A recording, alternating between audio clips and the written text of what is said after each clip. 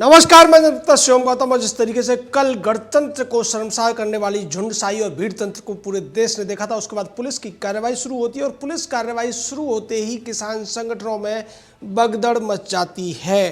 जो किसान संगठन वास्तव में किसानों के साथ आए हुए थे, वो अब इस पूरे के पूरे गतिरोध से अपने आप को अलग करते हुए दिखाई दे रहे हैं। किसान यूनियन भानु गुट और उसके साथ साथ BM सिंह, जो कि किसान समन्वय समिति के अध्यक्ष हैं, और वो उनका दावा था कि उन्होंने ही ज़्यादातर किसान संगठनों को इस पूरे के पूरे आंदोलन के लिए राजी किया था। उन्होंने भी अपने आप को इस पूरे गतिरोध से अलग कर लिया और ये कहा है कि कल जो कुछ लाल किले पर हुआ वो किसान कर ही नहीं सकता। किसान देश का सम्मान बढ़ा सकता है, लेकिन देश का और गणतंत्र का अपमान नहीं कर सकता। जिस तरीके से खालिस्तान समर्थक लोग वहाँ जुटे हुए थे और दिल्ली पुलिस पर जो ट्रैक्टर चढ़ाने की कोशिश की गई, मारपीट की गई है, तलवारें बाजी गई है, उससे हमारा कोई लेना देना नहीं है, बल्कि इसके लिए उन सभी लोगों को सजा मिलनी चाहिए जिन्होंने इस कुकृत्य को अंजाम देने के लिए भड़काऊ भाषण दिए थे। BM सिंह का सीधा इशारा राकेश टिकैत की तरफ था। उन्होंने कहा कि राकेश टिकैत बार बार कह रहे थे कि रूट बदला जाना चाहिए, और राकेश टिकैत का एक पुराना वीडियो भी सामने है जिसमें राकेश टिकैत ये कहता हुआ नजर आ रहा है कि जो सेना की परेड है, जो राष्ट्रीय परेड है, वो इंडिया गेट से लाल किले तक चलती है और हमारी परेड लाल किले से इंडिया गेट तक जाएगी। यानी सीधे तौर पर राकेश टिकैत पहले से ही इस योजना को बनाकर चल रहा था। और राकेश टिकैत की भूमिका इसलिए भी महत्वपूर्ण है कि कल रवनीत सिंह बिट्टू ने भी यही कहा था और कहा था कि खालिस्तानियों ने कब्जा करके लाल किले के ऊपर झंडे को अपमानित किया, और इसके लिए राकेश टिकैत ने ही गाजीपुर से उन लोगों को दिल्ली के ITO तक पहुंचाने का काम किया। निश्चित तौर पर राकेश टिकैत इसमें बहुत बड़ा विलेन बनकर सामने आया है। राकेश टिकैत के खिलाफ गाजीपुर थाने में एक FIR दर्ज हुई है, जिसके अंदर जो धाराएं लगाई गई हैं, निश्चित तौर पर जघन्य धाराओं में इस व्यक्ति के खिलाफ FIR दर्ज हुई है। इसमें 307 भी है, यानी अटेम्प्ट टू मर्डर, इसमें 147 भी है, दंगा कराना, और 353 भी है, सरकारी ड्यूटी करने वाले सरकारी कर्मचारी के काम में बाधा पहुंचाना और उसको चोट पहुंचाना। राकेश टिकैत वो व्यक्ति है जो इस पूरे आंदोलन में अपने आप को बड़ा नेता साबित करने के लिए बार बार बड़बोले बयान दे रहा था, लोगों को भड़का रहा था। राकेश टिकैत का बक्कल वाला बयान लोग नहीं भूले। राकेश टिकैत का वो बयान भी लोग नहीं भूल सकते जिसमें वो कह रहा है कि लाठी डंडे लेकर आओ, तुम्हारी जमीनों को छीनने की तैयारी है, समझ जाओ क्या करना है। राकेश टिकैत के बाद जो सबसे ज़्यादा दूसरा विलेन है वो है योगेंद्र यादव, दर्शनपाल सिंह या फिर गुरनाम सिंह चरूरी जैसे लोग हैं। ये सब के सब वो लोग हैं जो लोगों को भड़काने का काम कर रहे थे। इनके खिलाफ भी कई धाराओं में FIR हुई हैं। अब तक 22 FIR इन लोगों के खिलाफ हो चुकी हैं, और इसी वजह से भारतीय किसान यूनियन के भानु प्रताप गुट ने चिल्ला बॉर्डर से अपने धरने को समाप्त कर दिया है, विरोध प्रदर्शन को समाप्त कर दिया है। भानु प्रताप ने कहा कि हम देश के सम्मान में जान दे सकते हैं, लेकिन देश का अपमान करने वालों का कभी साथ नहीं दे सकते, और हम आज ही ये घोषणा करते हैं कि हम इस प्रदर्शन को यहाँ से खत्म कर रहे हैं। यही बात BM सिंह ने भी कही है। BM सिंह ने कहा कि मेरी पूरी जिंदगी आंदोलनों में निकली है, मैं मुद्दों के लिए लड़ता हूं, लेकिन देश के अपमान करने वालों के साथ खड़ा नहीं हो सकता। जो देश को किरकिरी कराते हैं, जो देश तोड़ने वालों का पक्ष लेते हैं और देश तोड़ने वालों के इशारों पर काम करते हैं, हम उनके साथ कभी भी खड़े नहीं हो सकते। धीरे धीरे करके ऐसी ही खबरें अन्य जगह से भी आ रही है। रेवाड़ी के कई गांवों ने पंचायत की और ये कह दिया है कि जो लोग अब तक हाईवे जाम करके बैठे थे वो हाईवे से वापस चले जाए, नहीं तो किसान अपने तरीके से उन्हें भगा देगा। हमारी जिंदगी को इन लोगों ने पिछले 50-60 दिनों से परेशान कर रखा है, और अब जिस तरीके से दिल्ली में लाल किले पर झंडे का अपमान हुआ है, देश का अपमान हुआ है, उसके बाद हम इन अराजक तत्वों को किसी भी हालत में बर्दाश्त नहीं करेंगे, ये कहना है रेवाड़ी के किसानों का।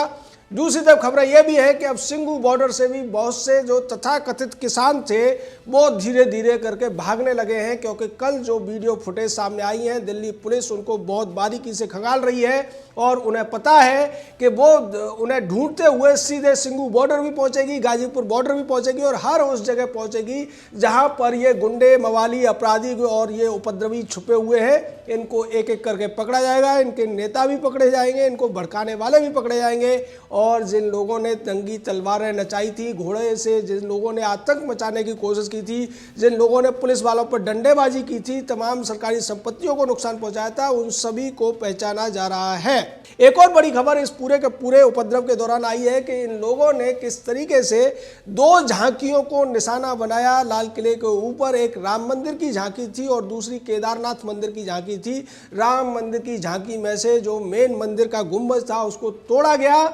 उस शिखर को तोड़ दिया गया। ये दिखाने की कोशिश की गई कि ये खालिस्तान समर्थक हैं और इसका पूरा सबूत अब खालिस्तानी नेता पन्नू के एक नए वीडियो से सामने आया है। पन्नू ने कहा है कि जिन लोगों ने खालिस्तानी झंडा लाल किले पर फहराया है, मैं उनका अभिवादन करता हूं और जैसा हमने घोषणा की थी 2.5 करोड़ रुपए का इनाम यानी $3.5 लाख का इनाम उनको दे दिया जाएगा। और मैं दोबारा से घोषणा करता हूं कि जो लोग 1 फरवरी को संसद को घेराव करेंगे, वहां पर खालिस्तान का झंडा फहराएंगे, हम उनको भी 2.5 करोड़ रुपए देंगे। इस तरीके की बातें पन्नू कर रहा है, जबकि ये तथाकथित किसान नेता है, किसानों के मिस लीडर हैं, चाहे योगेंद्र यादव उर्फ सलीम योया हो या फिर दर्शन पाल जैसे व्यक्ति हो या बलबीर राजेवाल जैसे लोग हों, गुरनाम चड़ूरी जैसे लोग हों, ये कह रहे हैं कि हमारा इन लोगों से कोई लेना देना नहीं है, ये उपद्रवी घुसाए थे। और ऐसा ही कहने की कोशिश कांग्रेस की तरफ से की गई है। सुरजेवाला ने कहा है कि कल की घटना के लिए कोई जिम्मेदार है तो गृह मंत्री जिम्मेदार है। उनके रहते हुए यहाँ पर जहाँ पक्षी भी पर नहीं मार सकता है, वहाँ पर कैसे इतने बड़ी तादाद में ट्रैक्टर और ये हुड़दंगी पहुंचे, इसके लिए लॉ एंड ऑर्डर सिचुएशन खराब रही और इसके लिए गृह मंत्री को इस्तीफा देना चाहिए। जबकि इस पूरे मामले में एक बड़ी हकीकत यह है कि ये जो राकेश टिकैत नाम का मुख्य विलेन इस पूरे के पूरे ड्रामे में सामने आ रहा है, इस पूरे के पूरे उपद्रव में सामने आ रहा है, ये खुद दिल्ली पुलिस में रह चुका है और अच्छी तरीके से जानता है कि जिस दिन गणतंत्र दिवस की परेड होती है या 15 अगस्त की परेड होती है, परेड खत्म होने के बाद ज़्यादातर पुलिस वाले अपनी अपनी ड्यूटी खत्म करके जाने लगते हैं और दूसरे लोग उस जगह पर आने के लिए आने लगते हैं। चूंकि कल गतिरोध बना हुआ था, इसकी वजह से जो नए लोगों को वहां पर जाकर सुरक्षा व्यवस्था संभालनी थी वो लोग आ नहीं पाए थे और राकेश टिकैत अच्छी तरह से जानता था कि इन पूरे इलाकों में कितने पुलिस वाले होंगे। यही वजह है कि राकेश टिकैत के ही जो सूचनाओं के आधार पर ये लोग बड़ी तादाद में वहाँ पहुँचते हैं, ट्रैक्टरों को तेजी से भगाते हुए पुलिस वालों पर चढ़ाने की कोशिश करते हैं। और वो दृश्य भी कोई भूल नहीं सकता है जब रेलिंग की तरफ पुलिस वालों को ट्रैक्टर से भगाया जाता है, लाठी तलवारों से भगाया जाता है और इससे बचने के लिए वो लोग खाई में कूदने को मजबूर हो जाते हैं या खाई में गिरा दिए जाते हैं। निश्चित तौर पर ये जो वीडियो सामने आ रहे हैं, पुलिस की गाड़ियों पर जो लाठी और तलवारों से हमला हो रहा है और उसमें जिस तरीके से पगड़ी बांधे हुए और जालीदार टोपी पहने हुए ज़्यादातर लोग दिखाई दे रहे हैं, उससे साफ पता चलता है कि ये पाकिस्तान परस्त खालिस्तान समर्थकों का ये बहुत बड़ा उपद्रव था, दंगा था। और इस दंगे को जिस तरीके से पीछे बैठकर राकेश टिकैत, सलीम योया, योगेंद्र यादव, बलदेव सिंह या दूसरे जो गुरनाम सिंह चड़ूरी जैसे लोग या दर्शन पाल या हन्नन मौला जैसे लोग इसको हवा दे रहे थे, वो भी निश्चित तौर पर बहुत बड़े अपराधी हैं। और आज जो पार्टियां या जो नेता ये कहकर इस पर पर्दा डालने की कोशिश कर रहे हैं और ये कह रहे हैं कि ये सब पुलिस की लापरवाही का नतीजा है, केंद्र सरकार की लापरवाही का नतीजा है, जिन्होंने उपद्रव किया है वो किसान नहीं हो सकते, किसान आंदोलन से इसका कोई लेना देना नहीं है, वो एक सरासर झूठ बोलने की कोशिश कर रहे हैं। क्योंकि ये जो सभी खालिस्तानी समर्थक लोग हैं, ये उन किसानों के साथ ही रह रहे थे, उनके साथ खाना खा रहे थे, उनके साथ सो रहे थे और उनके साथ ही पिछले 50-60 दिनों से ये सिंगू बॉर्डर पर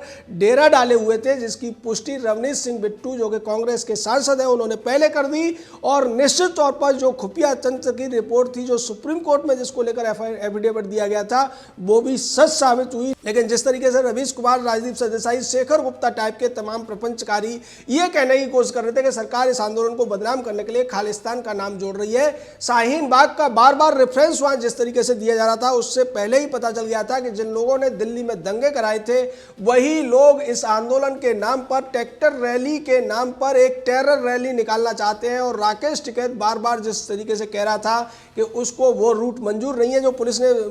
तय किया है और वो रूट बदलेगा और रैली पहले निकलेगी, 12 बजे बाद क्यों निकलेगी, जिस तरीके की बातें राकेश टिकैत कर चुका है, अब निश्चित तौर पर उसका तो पकड़ा जाना लगभग तय है। राकेश टिकैत पर पुलिस का शिकंजा कस चुका है, दिल्ली पुलिस पहले ही एफआईआर दर्ज कर चुकी है, उत्तर प्रदेश पुलिस भी इस भगोड़े तथाकथित किसान के ऊपर एफआईआर दर्ज करने जा रही है। राकेश टिकैत अब कहां जाकर छुपेगा ये उसकी समझ में नहीं आ रहा है, क्योंकि दिल्ली में वो छुप नहीं सकता। हो सकता है वो भी मुख्तार अंसारी की तरह पंजाब भाग जाए और पंजाब पुलिस उसे नकली केस में फंसाकर मुख्तार अंसारी की तरह बचाने की कोशिश करे, क्योंकि राकेश चाहता है कि वो दिल्ली पुलिस के हत्थे चढ़े। अगर उत्तर प्रदेश पुलिस के लिए हत्थे चढ़ेगा तो जिन लट्ठों से बक्कल उतारने की वो बात कर रहा था, वो बक्कल उसका भी उतर सकता है। निश्चित तौर पर जो कुछ दिल्ली में हुआ है, जिसको लेकर कल बयानबाजी की गई थी तमाम संयुक्त किसान समिति के तमाम जो तथाकथित झंडाबरदार थे, उन सब की पोल खुल चुकी है। अब वो वीडियो सामने आ चुके हैं, वो साजिश सामने आ चुकी है कि ये पूरा का पूरा जो उपद्रव था, पूरा का पूरा दंगा था, पहले से इसकी पटकथा लिखी जा चुकी थी। और इसको लिखने में सलीम योया, योगेंद्र यादव, राकेश टिकैत, जो राजेपाल है या फिर दर्शनपाल है, हन्नन मौला है, ये जितने भी चेहरे दिख रहे थे जो अपने आप को बहुत समझदार किसान नेता के तौर पर पेश करने की कोशिश कर रहे थे, जो ज़्यादातर मीडिया में लाइमलाइट में थे, वही वास्तव में बड़े खलनायक हैं, बड़े अपराधी हैं और इनके ऊपर शिकंजा कसना शुरू हो चुका है। बचेंगे वो भी नहीं जिन्होंने लठ या तलवार चलाई है, जिन्होंने हमले किए हैं, बचेंगे वो भी नहीं जिन्होंने राम मंदिर और केदारनाथ मंदिर की झांकियों को तोड़ने का काम किया है। और ये जिस तरीके से किया गया है, निश्चित तौर पर वो मामूली अपराध नहीं है, वो कोई आंदोलन नहीं है। और जैसे बार बार कई मीडिया के चैनल इनको किसान किसान कर रहे थे, हम पहले से बोल रहे हैं कि ये किसान नहीं थे जिन्होंने दंगे किए, जिन्होंने ट्रैक्टर दौड़ाए, और जो ट्रैक्टर से मर भी गया वो सब हैवान थे। और हैवानियत का शिकार एक व्यक्ति हुआ जो खुद पुलिस के ऊपर ट्रैक्टर चढ़ाने की कोशिश कर रहा था, लेकिन ट्रैक्टर पलटने से मर गया। जितनों ने ट्रैक्टर चलाए हैं, तलवारें चलाई है, वो न तो किसी धर्म के हो सकते हैं, न भारत के हो सकते हैं, वो सिर्फ और सिर्फ हैवान हैं। और ऐसे हैवानों को जल्दी से जल्दी सजा मिलनी चाहिए, चाहे वो सलीम या योगेंद्र यादव हो या राकेश टिकैत टाइप के तथाकथित किसान नेता हो, जो वास्तव में अपराधी ही हैं। जय हिंद, जय भारत।